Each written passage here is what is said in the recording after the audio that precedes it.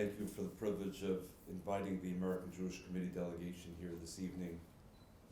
Thank you to you, Faina, for your leadership of the community, and to you, sir, for your kind words. Thank you to the Ambassador of the United States, the Ambassador of Israel, and the Ambassador of the Federal Republic of Germany for being here this evening. I want very briefly to tell you a story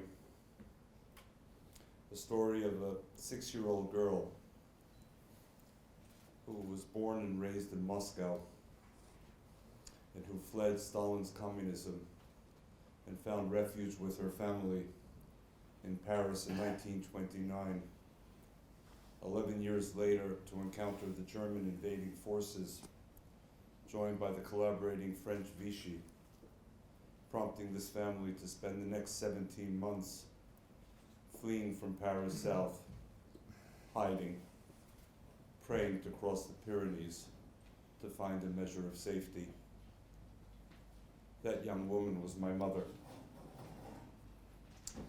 I want to tell you about a boy of 16, a precocious scientist who was studying at the Institute of Chemistry in Vienna.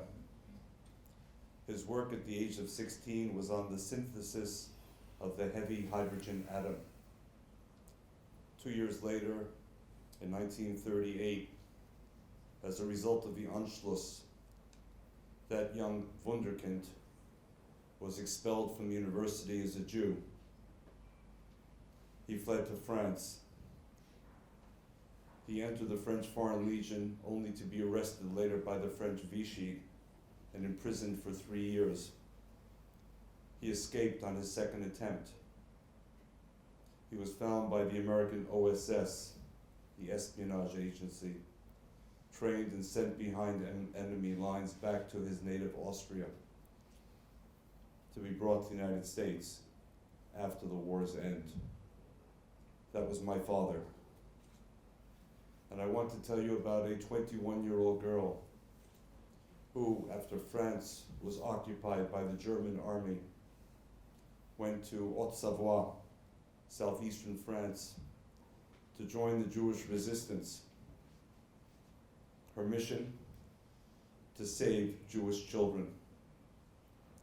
She saved 236 Jewish children by transporting them clandestinely from France to Switzerland, until in 1943, she was arrested by the Gestapo, tortured at the Hotel Pax in Annemasse, deported to Mauthausen, murdered in March of 1945. That was my cousin Mila, for whom my first granddaughter is named. The Shoah, the Holocaust, was something very personal to each and every one of us, myself included. And all I wish to say at this point is, memory is important, but memory is insufficient. We are mandated as Jews, lo tishkach, do not forget. Zachor, remember. Yes, we must not forget, and yes, we must remember. But ladies and gentlemen, nothing we can do, the tears we will shed tonight watching this film, nothing we will do will restore the 6 million. Nothing we do will restore, Faina, your family members who were murdered here in Lithuania. Nothing we will do will restore their lives. But we can do something else. We can understand that if we are serious not just about mourning dead Jews, then we must protect living Jews. Anti-Semitism in the world today, including, Ambassador, in the United States, not to mention in Europe, is on the rise. That is indisputable.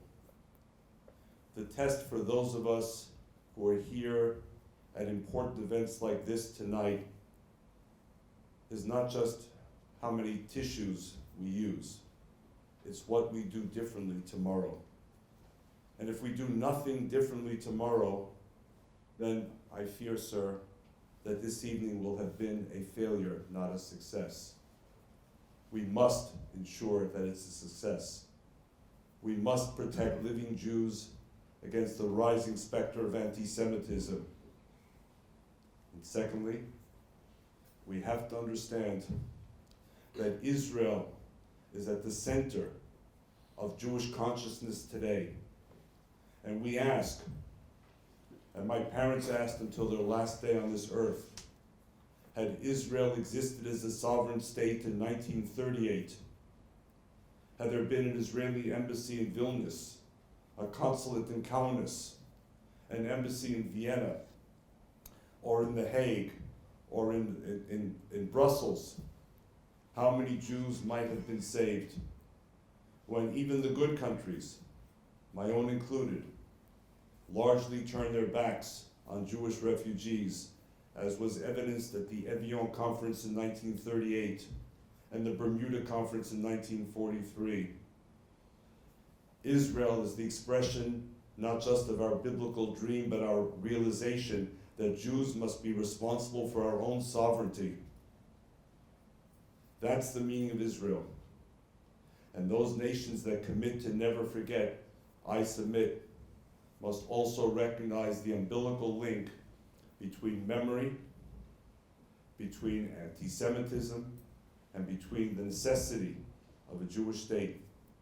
And I thank you, the Ambassador of the Federal Republic, for the fact that today, the relationship between Germany, the perpetrator, and Israel is not just another bilateral tie, it's a matter of Staatsräson, of the national interest of Germany as a foundation of its foreign policy.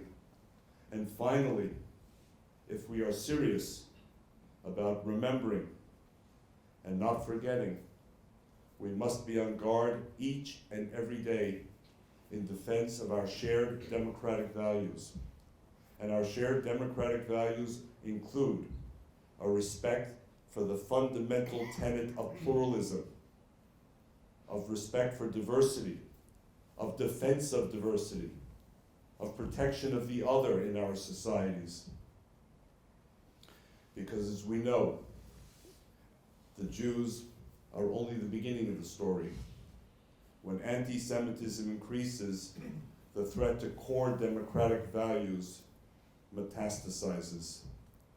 So we, Jews and non-Jews, Lithuanians, other Europeans, Americans, all of us gathered here together this evening, I believe have a shared obligation. And that shared obligation is to translate memory into action. Today, tomorrow, each and every day, on the governmental level, on the non-governmental level.